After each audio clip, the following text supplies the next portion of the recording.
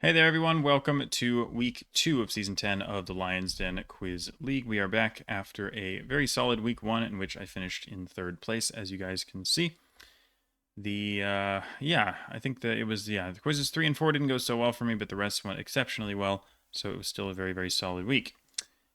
Week 2 looks like this as of now, and I'm going to play it now. Obviously, I don't know why I'm saying that. You guys know how these videos work, whatever.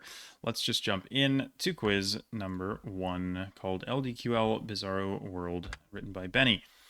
I don't know what Bizarro even means, to be 100% honest, but it's pretty clear that the things in this, the bolded things in these questions are variations on the names of people who play the league. Like Fezzik is physics, I think. Otari is Otari, Solana is Soluna, etc. So that's the idea here. But it's just a general knowledge quiz as always. The cryptocurrency Solana, or SOL, is the 6th largest cryptocurrency by market cap. The 5th largest coin is BNB, which is a coin created by what company, which runs one of the largest cryptocurrency exchanges in the world. I have no idea. The only thing I can think of for this is like Coinbase. I'm pretty sure that is a cryptocurrency exchange or something along those lines. The other things I can think of are like FTX, which I think is not a thing anymore. And I just don't know anything about cryptocurrency, so I'm going to guess Coinbase and hope that it's the right thing. Question 2, an otari is a member of the otariid family, which consists of fur seals and sea lions. Otariids get their name due to what body parts, which are external and visible for otariids, but not visible on true seals. So I learned about this at some point when I was a kid, like because we have sea lions around here, and people erroneously call them seals, and so all the people would say, "Oh, there's a difference between sea lions and seals," and the difference is that the ears are external on a sea lion, so you can like see the ears like you can on humans. Whereas seals just have holes for ears, basically. They don't have like an external ear structure, so that's the difference between the two. Question 3. An unsettling sculpture of an ogre eating babies is one of the many decorated fountains that dispense drinkable water found in what city? 2 of which are seen below. The fountain on the right, which depicts Ana Zaila, is just 5 minutes north of a national parliament building. So I looked at I've never heard of these statues before, but I looked at the picture on the left, and it's kind of geoguessable. I mean, just the general architecture. You can see some German language on the building in the far distance. It says like "I shall" something. There is a car on the left side of the road driving towards us that has a short front plate. And then just in general, the architecture, the signage, all looks very, very Swiss to me. So I assume that this is Bern because it says there's a national parliament building, which would mean that we're in the capital of the country, even though Bern technically isn't the capital because it doesn't technically have a capital, but Switzerland is weird anyway. But everything here just looks like Switzerland, so I feel relatively confident that this is Bern. Question 4. The man who played the enormous Fezzik in The Princess Bride had what first name? Fezzik's employer is played by Wallace Shawn, who is a co-star in an unrelated movie that consists primarily of a long, rambling conversation over dinner between Shawn's character and a character with this first name.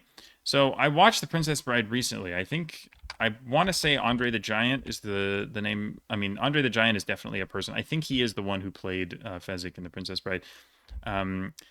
I finally watched the movie. I'd never seen it before, and everyone makes references to it all the time. And I tell them that I haven't seen The Princess Bride, and they're like, inconceivable. And I'm like, okay, I need to just watch this movie so I understand the references now. But I understand the references now. And I'm pretty sure I think he was like a wrestler or something. I don't know that much about him, but Andre the Giant is definitely a person who existed, and I'm pretty sure that he is the guy who played Fezzik in The Princess Bride. The thing is, I don't know what this other movie is that's being referenced here, which scares me a little bit, but I think that's just more because I don't know movies. So I think that's just a skill issue. But thankfully, I saw the movie recently and remembered who played Fezzik, the giant guy. Question 5. Before the city of Agra was named Agra, it was named after which Mughal emperor, who is often given the epithet the Great, which is redundant given the meaning of his name in languages like Persian and Arabic. So this is Akbar. Akbar the Great, I think, is the only Mughal emperor who is referred to as the Great. There's a bunch of different ones like Aurangzeb and Babur and Humayun, etc. But Akbar, like Allahu Akbar, means God is great in Arabic. So I mean, that kind of confirms that that is what Akbar actually does mean. But Akbar the Great is redundant, which I guess I never thought about that, but I suppose it makes sense. Finally, question 6.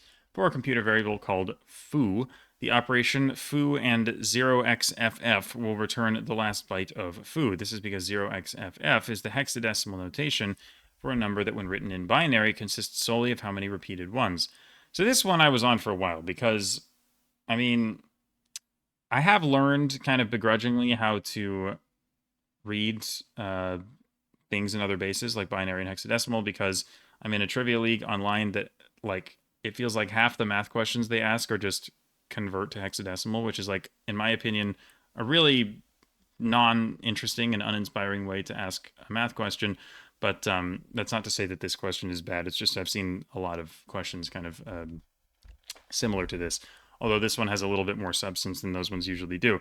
Anyway, what's weird to me here is that I don't know what the heck 0x is. Like, I don't know what's going on there. I'm sure 0xGG knows what it means, but I don't. So I've kind of just done this question operating on the assumption that the 0x doesn't mean anything, and if it does, then I'm in trouble. But I know that FF in hexadecimal, F being the notation for 15, basically. In hexadecimal, the number 256, which is 16 squared, that would be 100. So the number before that would be FF, the last sort of two-digit number. So it would be 255. So hopefully that's what's going on, because I don't know what the 0x means, and it's kind of scaring me. But as far as I'm aware, X is not a character that exists in hexadecimal, so I'm just going to go ahead and ignore it.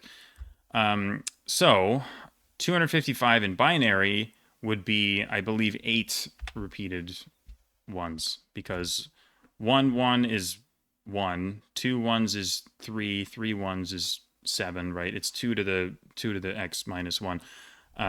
So 256 is 2 to the 8th, so 2 to the 8th minus 1 would be 8 repeated ones in binary. And yeah, I don't know if I'm misinterpreting this or not. I'm definitely not going to enhance that because I don't feel confident that this 0x isn't playing tricks on me, but I think the best thing I can do is assume that it doesn't mean anything. But I am curious, because I'm sure a bunch of people in the comments will be like, how do you know that 0x, how do you not know that 0x means, like, whatever it means? So feel free to let me know. Anyway, I think I'll enhance Akbar because I feel like, I don't know, knowing what Allahu Akbar means is, I don't think, trivial. And I think knowing that Akbar the Great exists is also not trivial. And I think that the rest of this, I mean, Andre, I think that's relatively difficult. But again, the thing is, Princess Bride is, like, mega famous. And generally, if it's a pop culture question that I know the answer to, I don't feel very good about enhancing it, because if it's pop culture and I know it, then that means it's easy. So I think yeah, Burn feels gettable, especially among GeoGuessers. So I think I'm going to go with Akbar here. Don't know if this is the right decision or not, but well, we'll find out soon enough, won't we? Somehow that was correct, even though I didn't click the bottom wheel part. Binance. I have no idea what that is. I think I've heard of it, but there's absolutely no chance that I'm pulling that. Like, just, this is so far outside my area of expertise. Ears, Burn, Andre the Giant, good. My Dinner with Andre, I've never heard of that either. Akbar the Great, and 8. That is 5 out of 6, and that is a perfectly solid start to the week. Yeah, I'm glad that I knew Andre the Giant, because, again, that's something I probably would not have been able to pick up like a month ago before I watched the movie. But that is, yeah, that's good. At least I'm slowly absorbing certain things related to pop culture, even if my overall knowledge is still a little bit abysmal. On to quiz number 2, The Cunning and Deceitful. This is a baseball quiz, by the way. It's not a baseball quiz because, lol, imagine if LDQL actually had a baseball quiz. That is never going to happen. We've gotten, like, probably 2 baseball questions over the course of 10 seasons. But anyway, it's a quiz that has the names of baseball teams in it, but it is just a general knowledge quiz. Number 1, the cunning and deceitful Artful Dodger becomes a close friend of what title character of a social problem novel from the 1830s? This is Oliver Twist. Artful Dodger is just a well-known character from Oliver Twist. Commonly represented by a sun and moon, the Shahs and Ranas were historical royal dynasties of what country? The majority of Gurkhas come from this country, which remained a monarchy until 2008. So I don't know if I'm, like, living under a rock or something, but I have no idea what this is, like, at all. My thought was it could be Iran, because, like, Shahs, right? Shah is just the Persian word for king. But I'm pretty sure that the monarchy in Iran got overthrown well earlier than 2008, so I don't think that makes any sense. So I was thinking, could it be like somewhere else in Asia? Are we in the Caucasus? Are we in Central Asia? Is it like Afghanistan, Pakistan, India, something like that? I, the only thing that I can come up with that is like even like plausible to me is Iraq, because like all the other countries I could think of, like Afghanistan, I'm pretty sure 2008 again doesn't fit the timeline at all for that. You have like Pakistan's had a prime minister for a long time. India, again, don't think that makes any sense either. So I'm going to go with Iraq. I have no idea if Iraq was a monarchy until 2008. Heck, it might still be a monarchy now. I honestly don't know. But it's the only thing I could think of that like seems reasonable and isn't obviously wrong. So that's what I'm going with. Question 3. In the book of Numbers, the prophet Balaam disobeys God, so he sends down the angel of the Lord. Balaam punishes his animal companion for stopping for the angel, after which it magically asks, "What have I done to make you beat me?" Balaam's companion was what beast of burden that Jesus also rode while entering Jerusalem? No clue. Absolutely no clue. Beast of burden, the first animal that came to mind was a donkey.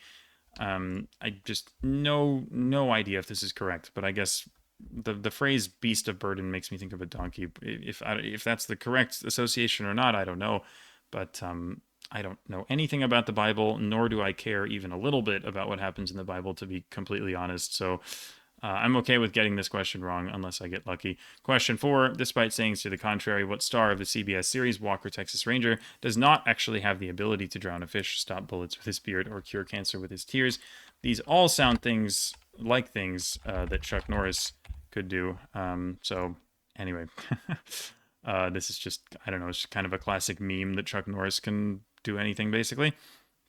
Question 5. The pirate utopia of Libertalia, a legendary colony for pirates to flourish, was most likely mythical but based on stories of pirates. In what modern-day island country? Some members of the Betsimisaraka people, who occupy the area from Mananjari to Antalaha, claim to be descended from Libertalians. All of these words are extremely Malagasy, so I have to assume that this is Madagascar. Because there's not really another language that looks quite like it. And finally, question 6. After striking at Brewster's angle, a ray of light would have what property, which refers to the direction of a wave's oscillation? Some glasses can reduce glare by filtering light based on this property. Not sure. The only things that I could think of were like transverse and longitudinal waves are a thing, and I think they refer to, at least, I don't know if it's the direction of the oscillation or like just the shape of it, but I don't really have a better guess because I don't know what's going on in this question. So again, just not really my area of expertise. Hopefully I get lucky with my guess, but I don't feel very good about it. And as for what to enhance, I don't feel very good about most of the things in this quiz. I mean, I think I have 3 of them, but I don't think they're very hard. I think I will enhance Oliver Twist because I think that that's harder than Madagascar and probably harder than Chuck Norris as well. And the rest, I just don't think I have. So unlucky. We'll see if any of my guesses happen to be correct. But this is a bit of a rougher quiz for me. We shall see. Oliver Twist. Nepal. What? Okay, donkey is correct. We take those. It's 4 out of 6. Polarization. What? That refers to the direction of a wave's oscillation. Interesting. I would have thought that it referred to like charge or something. Like that is very far from where I was on question 6. There was no chance I was getting that correct. Do not accept polar or polarity. Oh, so polarization is different from polarity. Fascinating. Okay. Nepal, I didn't even think of Nepal. I mean, I guess it makes sense, but like, what is any of the stuff referenced in that question? Like the sun and the moon thing and like the Gurkhas? I have no idea what those words are. So maybe that's a skill issue, but I don't think I was getting that unless I got lucky. And I genuinely didn't even think of Nepal, so that is unfortunate. But I guess now I know that Nepal was a monarchy until 2008. So, yeah, learn something new every day. 4 out of 6 is fine. I think that was a relatively difficult quiz, so I will take it. So, let's move to quiz 3. The professional wrestler whose calling cards, including raising his eyebrow at the... Oh, by the way, this is a secret theme quiz. I should make that clear. The professional wrestler whose calling cards, including raising his eyebrow at the camera and asking if people could smell what he's cooking, was often known by what nickname? which he has continued to use as his career has developed beyond the WWE. I have to assume, well, okay, I know that it is because of the theme, which I'll get to at the end, but this is just The Rock, right? Dwayne Johnson. The whole raising his eyebrow at the camera is a very famous thing in particular. What is the surname of the comedian? I'm going to skip this because I didn't know the answer to this cold, and I'll come back to it. Question 3. Didn't I wasn't sure about the answer to this either. I had a guess, but I wasn't sure. Question 4. In modern context, a tool called a plectrum is much more commonly known as what? Brian May famously uses sixpence of one of these usually plastic items. Plectrum is the name for a pick, like a guitar pick, or you could use it on other stringed instruments, I'm sure, as well. But a plectrum is a guitar pick. Question 5. What singer massively contributed to the... once again, wasn't sure about this question either. Give the last word in the title of the thematic cult classic, somewhat Frankenstein-inspired musical film, whose songs are excerpted here. I'm not going to play them for, the fear of getting copyrighted. But this is... I mean, Frankenstein-inspired musical film. I didn't even really need the clips for this, but this is the Rocky Horror Picture Show. The last word in the title is just show. So, I mean, I have The Rock, pick, and show, and it's like, okay, that already sounds like the Rocky Horror Picture Show, so maybe the theme is just that I have to put these things together. So, horror is the film genre, which I was pretty sure George Romero, I think he's like Night of the Living Dead or Invasion of the Body Snatchers or one of those classic horror films. I'd heard his name before, but again, that was kind of my guess for that question, but now it's like, okay, like horror, obviously. So we're just doing the Rocky Horror Picture Show, right? So Rock Key, Keegan-Michael Key, and of course the shorter partner would be Jordan Peele. Again, I wasn't totally sure about this before that, but it's like, okay, now it just kind of makes sense, really, doesn't it? So the Rocky Horror Picture Show, okay, and so like, sure... I think is probably Cher. Like not 100% sure about this one, but I think, I mean, had she the ability to time travel, sounds to me like if I could turn back time. The problem is, I know that that's a song, but I don't know who sings it, and I think it's a Cher song. Like thinking about it now, thinking, okay, I think this is Cher because of the theme. It's like. I that might be a Cher song, but the problem is it's like I know that that's a song that exists, but I've never really associated it with anyone because I'm bad at music. But I think that's presumably what the clue is here, and I think that is presumably a Cher song. But again, anyway, I'm not 100% sure that this is correct, but it's like the Rocky Horror Picture Show, like right. I think this just has to be correct. So I'm going to go ahead and well, what do I enhance here? Like, this is a fairly easy quiz, I think, because it's like you can, if you know number 6, like the quiz is pretty easy to get 6 on, I think. If you don't know number 6, that's tough because you're like just the themes, you're not going to get the theme. So it's kind of all or nothing, knowing what the Rocky Horror Picture Show is. But I just know what that is. I've never seen it, but it's like it's just a famous thing, I guess. So, anyway, I don't really know what the right thing to enhance is here. I think it's probably just relatively safe to enhance number 6. I mean, I think Key is decently difficult. I think Cher is decently difficult. But like this one, I feel like if you don't know what the Rocky Horror Picture Show is, like you're obviously not going to get this, which also means you're not going to get some, I don't know. Like if you know the theme, you're going to get all 6 right, I think. If you don't know the theme, I guess it just becomes a question of what's the hardest question. But if you don't know the theme, you don't know question 6. So like 6 feels like it just feels like that's the correct thing to enhance. So I'm going to enhance 6. I don't know if that actually is correct, but I'm going with it. Show, Cher, good, pick, horror, Keegan-Michael Key, and The Rock. Good. So again, I think relatively easy quiz because you can really, if you figure out the theme, it's fairly free, I think, to get the rest of them. But I'll take it. I mean, 6 out of 6 on a pop culture quiz is something that almost never happens for me, so that is definitely a good result. Moving on to quiz 4, everything is red. Seen below is an original poster for what war movie? I believe this is Apocalypse Now. Not a movie I have ever seen, but again, I think this is just a really famous poster. Like I've seen this before, and I look at this, and my brain immediately just went, "This is Apocalypse Now." So I'm pretty sure that's what this is. Question 2: All of the corporate partnerships seen below are done with a charity founded by Bono, whose aim is to reduce cases of what disease in a number of Central and South African countries. Pretty sure it's AIDS. HIV is HIV is the virus, so the disease should be AIDS. And I mean, of course, Central and South African countries is a big hint, but also like this is I've seen promos for this around, and I was pretty sure that red was an AIDS thing anyway. So yeah, this is almost certainly AIDS. Question 3. The animal seen below is not very red during its life, but it can be turned into a very red substance after its death. What name is given to the substance that can be made from the bodies of these animals? I've no idea. Absolutely no clue. I don't know what this is. I don't know if it's a bug. I guess it's a bug. I mean, it has little legs, so presumably it's like some kind of insect or whatever it is. But I don't know what's going on. But a very red substance. I don't know. Like, I mean, I'm just gonna guess a shade of red. Like vermilion, I think is a shade of red, or is that a shade of orange? Now that I think about it, I think it's red, right? I don't know. Like, I know words for like shades of things, but I don't know what they actually are. Like I don't know what vermilion is. I just know it's like a shade of red, right? And like there's other what is like cadmium red, I think is a shade of red. I mean, like there's magenta. I mean, that's more pink. Crimson, right? It could be crimson. Is crimson a substance though? Is vermilion a substance? I don't know. Do I say crimson instead? Crimson, but that's not like a, maybe it is. I don't know. Because I don't know why I have the idea that vermilion is like orange. And now I'm second guessing myself. I'm going to say crimson.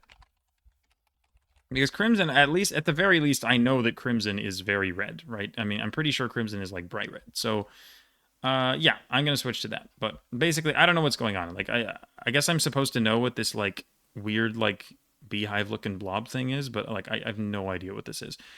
Question 4. The guitar seen below is nicknamed Red Eye for the red spot on its top left, which is a remnant of the guitar's original red paint. Name either the company that makes the pictured model of guitar or the guitarist who lends his name to that model, the company's most popular. I have one guess here. I have no idea if it's correct, but I'm going to say Les Paul because this, I mean, famous like guitar term that is also a name, like I'm just going to say Les Paul, right? And that lends his name to the model. Like, I don't know who Les Paul is. I don't know, like, if you told me, like, if you gave me the two words Les Paul, the only thing I would have been able to tell you was that that is some kind of guitar. And I don't know anything about it, or what it is or who he is, but, like, this might not be right, but if it isn't right, I'm not getting whatever the actual answer is. So this is absolutely what I have to say, and just hope that that is the correct line of thought. Question 5. Which character's hands and body are seen in the picture below? The double lightsaber, famously wielded by Darth Maul in the Phantom Menace.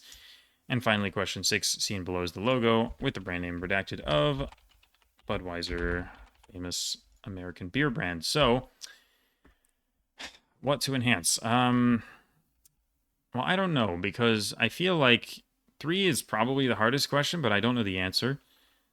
4, I don't feel confident enough about because it could just be some other guitar named after a person. Budweiser feels super easy. Darth Maul feels super easy. AIDS feels easy. And Apocalypse Now feels easy. So, to be honest, I have no idea what the correct play is here. I mean, I feel like Star Wars is so well known. Like, Darth Maul isn't exactly like a super major character, but I feel like people just know who that is, right? Like, I don't know. Budweiser, do you know it if you're not American? I don't know. Maybe. Like, there are a lot of Europeans playing these quizzes, so like, I don't know. Maybe they don't know the Budweiser logo. Like, how widespread is Budweiser in Europe? Like, genuinely, I don't know. Yeah, I'm kind of conflicted here. I think. What time is it, by the way? I don't want to go over time. Okay, I'm okay, but I need to keep going.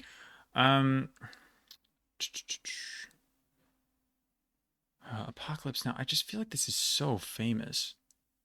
Like, it shows the director, and it's like, I knew what the poster was, and I've never seen the movie. So, like, that's gotta be easy. I don't know.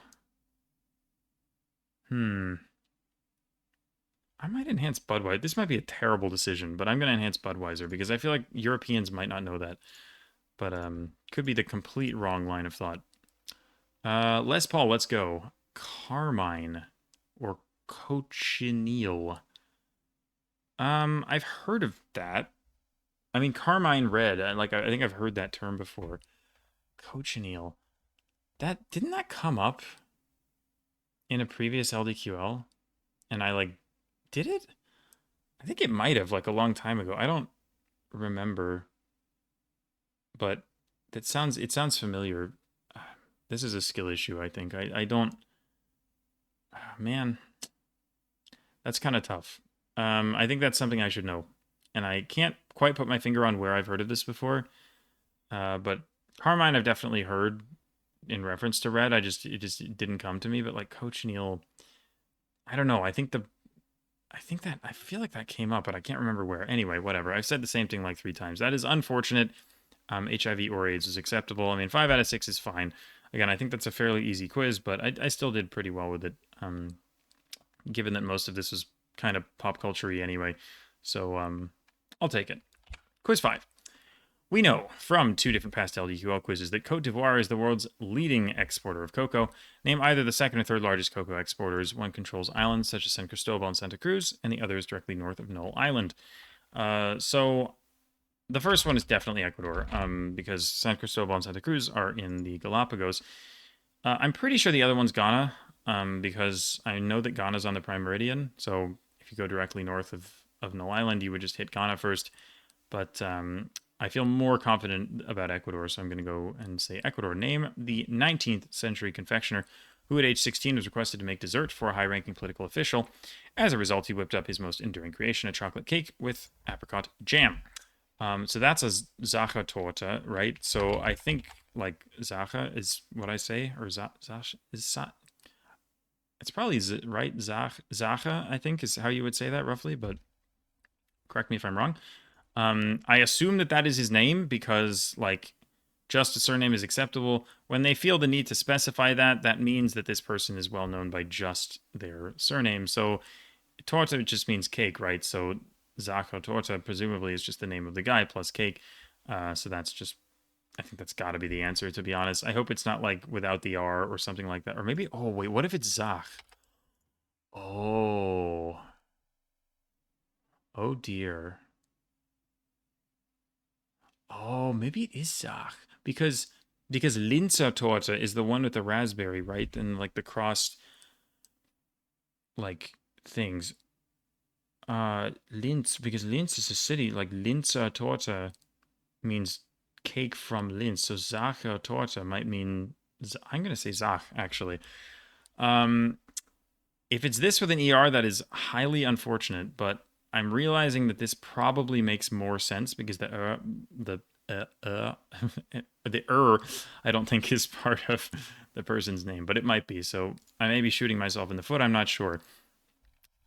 Bisserin, or Bicherin, I guess, a drink made of chocolate, espresso, and frothed milk, originates from what city? Many cafes selling it can be found along the way to a chapel, where tourists can view what is likely the most well-known 14-foot piece of linen in the world. 14-foot piece of linen. I mean, I have to assume that this is the Shroud of Turin, right? A piece of linen that's famous? I don't know what else that would be other than the Shroud of Turin. The thing that scares me is that this word does not look Italian at all. It would look Italian if there was an O or an A at the end, but there isn't, which is weird. And I'm not really sure what to make of that. So I hope I'm not thinking of, the wrong piece of linen, but I feel like I have to go with Turin because Shroud of Turin, just sounds right, really. What chocolate cookie or biscuit, rather, can be eaten in a rhyming namesake slam, that is, by biting off its ends and using it as a straw to drink a beverage like hot chocolate? No idea what's going on here. Rhymes with slam? I don't know, wham or something? I mean, this is a complete guess. When I see using a biscuit as a straw, I think of those those ones that come in a tin and they're straw shaped and they're crunchy wafer things. But so maybe that's what this is, but I didn't know those had a name. I just think of them as the straw shaped wafer things. And I have no idea what's going on here. Maybe this is a European thing or something because I don't have the slightest idea, but I'm just going to say wham and hope that I get really, really lucky. A landscape of undulating mounds called the Chocolate Hills are a World Heritage Site found on what Philippine island between Cebu and Leyte? The Chocolate Hills are on the island of Bohol. And then question 6, what American town of about 14,000 is home to a theme park whose attractions include a roller coaster called the Coco Cruiser, an observation tower called the Kissing Tower. Kisses, right? Hershey's Kisses. So Hershey, Pennsylvania would be surely the answer to this one. And then I think I'll probably enhance. I don't feel good about number 2 because like sock versus soccer is like I don't feel 100% about that, and I feel like I'm going to get marked wrong if I put the wrong thing. So I don't feel great about number 3 either because like what if it's another piece of linen? So or maybe the Shroud of Turin isn't linen, it's technically something else. So I think I'll enhance 5. Enhancing geography never feels great, but I think that this is pretty hard. Like, even if you know geography pretty well, knowing what island is between Cebu and Leyte is far from trivial. So I will go with 5. And I will hope that the guy's name is just Zach. Oh no. Yeah, that's tough. That's really tough. Damn it. Okay, but I feel like my logic makes sense, right? Because like Sachertorte, I'm pretty sure is named after the city of Linz. So like, if the city is called Linz, then Linzer means from Linz, right? So it stands to reason that the guy's name would be Zach, and his cake would be a Sachertorte. Like, I don't really get it, but whatever. His name is just Zach. Like, fair enough. That sucks though, because I think I'm going to get marked wrong, and I'm kind of annoyed about that. But oh well, it is the Shroud of Turin. Tim Tam, I've never heard of that in my life. I have no idea what that is. And Bohol and Hershey, so 4 out of 6, unless they're nice and they give me 5, but it's probably 4, which is a shame. On to quiz number 6. We still have time. This is fine. What painter was relatively unknown until after his death when critic Etienne Joseph Théophile Toré promoted his paintings to a wider audience? Among the paintings Toré promoted was this painter's The Allegory of Painting, seen below. So this is interesting because, like, the first thing I thought of when I looked at this painting was Vermeer, and I feel like I just have to say that, even though I don't know what this painting is, but it really reminds me of Vermeer, like the Milkmaid, for example. It has a really similar just sort of feel to it. Um, I'm not very good generally at vibing artists just from like a piece of their art, but I feel like I've seen enough Vermeer paintings that I feel like it just works. But I'm worried because the critic is French, so it might be that the painter is French. But I was kind of racking my brain trying to think of French painters or any other painter who like I would look at this and be like, ah, yes, this is probably painted by that person. And I couldn't think of anything better than Vermeer. So I hope that the critic is just French and you know the painter is Dutch. And I mean that's of course entirely possible. This just gives me really strong Vermeer vibes, and I can't really explain why. But it's just again, I've seen enough Vermeers that it's like, okay, this just feels like that, but I don't feel very confident about it. Question 2. In an experiment by the Washington Post, the exceptional violinist Joshua Bell played 6 classical pieces in public, but was largely ignored by the people walking past. Bell and the Post decided to run their experiment directly outside the bustling entrance and exit to what sort of place? No idea. I mean, this is the type of thing that's probably guessable. I'm going to go with train station because that is something that would have a bustling entrance and exit. But it could be a lot of things. I mean, it could be like some other transport. It could be like an airport. It could be, the entrance to like some kind of, I don't know, office building or, some place where people work. I mean, a museum. Like, there's a lot of options for this. I just feel like bustling kind of fits with the train station because it's like, it's very, especially the exit is very kind of, all kind of happens at once, right? Because everyone gets off the train and then it's like very crowded. So I feel like it makes sense, but it's like, again, there's a million different options and I have no idea what this is actually referring to. So just gotta hope I get lucky. Question 3. Critic Octave Mirbeau purchased the second and third paintings by Van Gogh ever to be sold, but the sale unfortunately happened after he was dead. Both paintings were of flowers. One was from sunflowers and the other depicted what flowers? Same painting was later sold for over $50 million, making it the most expensive painting ever sold at the time. I associate Van Gogh with 2 types of flowers, sunflowers and irises. So those like blue ones that he painted, I'm pretty sure irises. And I hope there's not another one, but I think that this is almost surely what's going on, because that's just the other Van Gogh flower. Question 4. Sylvia Plath died at the age of 30, before most of her work was well known or even published. A month before she died, she published which novel, the only novel of hers published while she was alive? In this novel, Esther Greenwood imagines a fig tree, symbolizing all of her possible future choices. This surely is the Bell Jar. She did a lot of poetry and such, but the Bell Jar, at least as I know it, as the only Plath novel, basically, and certainly the most famous one. Maybe she has other posthumously published ones, but I think surely this question is going for the Bell Jar. Question 5. One artist was the cause of his own underappreciation when, while living in Rome, he insulted Michelangelo, offering to improve the artwork of the Sistine Chapel by painting over the Last Judgment. He was then ostracized and moved to Toledo, Spain, where he painted some of his most famous pieces, despite still being the target of disdain. In which country was this artist born? He is best known by a nickname referencing his birth country. This is, of course, El Greco, who was born in Crete, I think, but is Spanish, or spent most of his time in Spain. At least famously painted View of Toledo, which is one of his, well, probably his most famous painting. So the Toledo is a nice clue there. But honestly, this is a really interesting question, because I did not know any of this. Like, he insulted Michelangelo and offered to improve the artwork of the Sistine Chapel. I had no idea that El Greco did that. So that's like a really interesting piece of lore that I would never have been aware of. So yeah, that's a cool one. So thank you to Benny for that one.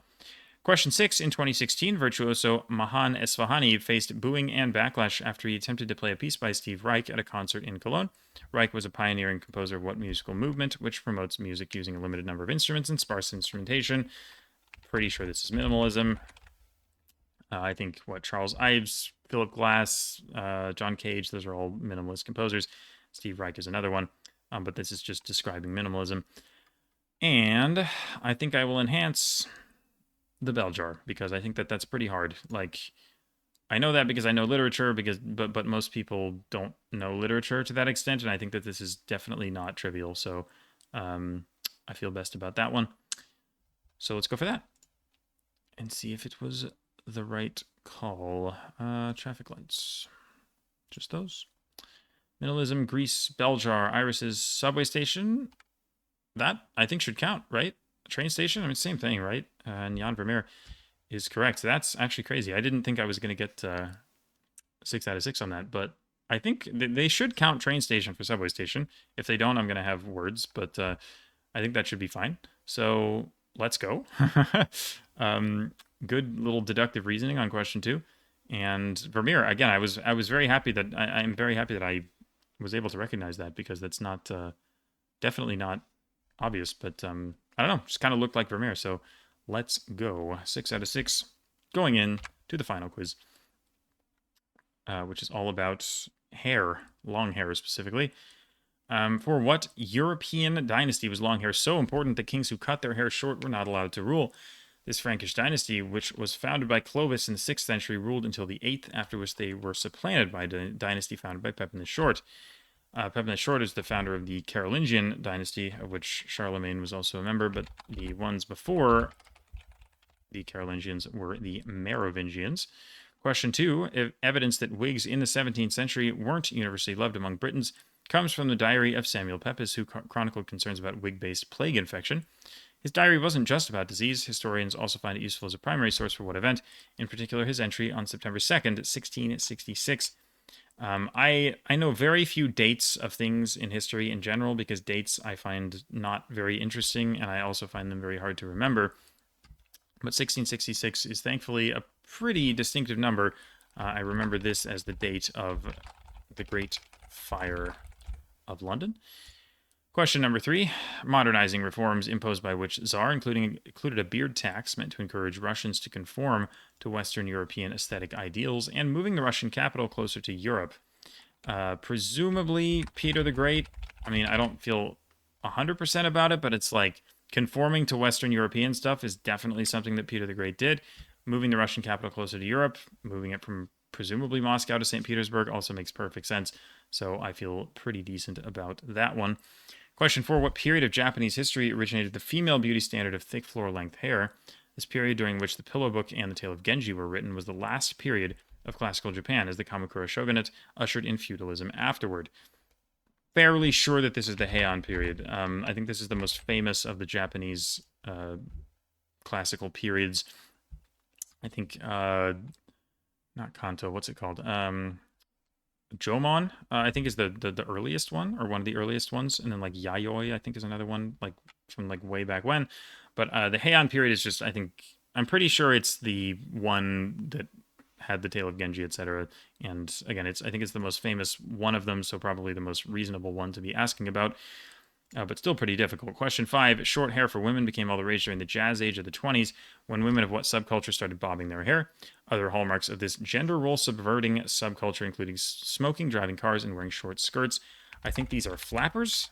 This is just kind of a buzzword for the 1920s. These are just women who, well, did these things basically. I think that's what this is, and I hope I'm not confusing it with something else, but again, I feel pretty good about that. And finally, question 6. What hairstyle, which is meant to emulate the mane of the Lion of Judah, was likely popularized within a certain modern spiritual group by observations of how fighters in the Second Italo-Ethiopian War managed their long hair? Surely what's going on here is dreadlocks. I mean, Rastafarianism, dreadlocks being such a common thing there. I mean, Italo-Ethiopian, of course, Haile Selassie is revered as like as a god, basically, or, you know, a divine figure in Rastafarianism. And, you know, emulating the mane of the line of Judah, that also sounds right. You know, how people manage their long hair, it all just kind of sounds like it's pointing to dreadlocks, so I feel like I have to go for that. So I feel pretty good about this quiz. I don't know if, I think I'll enhance Heian because I think it's harder, like, among a general world audience, it might be a similar difficulty to Merovingian, but I think since this league is full of Europeans, they're going to know what the Merovingian dynasty is, and they're not going to know what the Heian period is. So I think I will go with that one instead and hope that I didn't mess any of these up, but I feel pretty good about this quiz. So we'll see. Merovingians, Great Fire of London, Peter the Great, Heian, good, Flappers, and Dreadlocks. 6 out of 6 again. Very, very solid week. I think it's maybe not quite as good as last week, but it's still very, very strong. I obviously got 6 out of 6 on the pop culture quiz, which is certainly a rarity. So quite happy again, honestly, with the performance. I feel like the start to the season has been very, very good for me. So yeah, good stuff. Deadline is in 4 minutes, so I will pause the recording and we will see where I end up. All right, here are the final standings for week number 2. I finished in 5th place, which is a little weaker than week 1, but week 1 was very strong. And given that the field in this league just gets stronger and stronger and stronger every single season that happens, honestly, top 5 is a very, very good result for any given week. So still very happy with how it went. I didn't get credit for Zach for the chocolate cake guy, which is super unfortunate, but I kind of figured that was going to happen. So again, I'm not really sure how not to make that mistake, given the whole Sachertorte thing. It just kind of makes a ton of sense that the would not be part of the name. But yeah, I guess place names and person names work differently. I don't know. I don't speak German, so there's not much I can do about that. But yeah, 5th is solid. Cost me a spot on the podium, but it's not so bad. I'm still quite happy with how this week went. Congrats to Pissman, Physics, and Saluna for rounding out the top 3. And the season standings at the moment look like this. I'm actually 2nd overall behind only Physics, who is an insane trivia player, as are pretty much all the people below me. So quite happy, honestly, with this. Surely I think I will regress a little bit as the season goes on, but who knows? Maybe not. But yeah, that's going to be it for me for week number 2. Hope you guys enjoyed, and I'll see you very soon for week 3. Bye.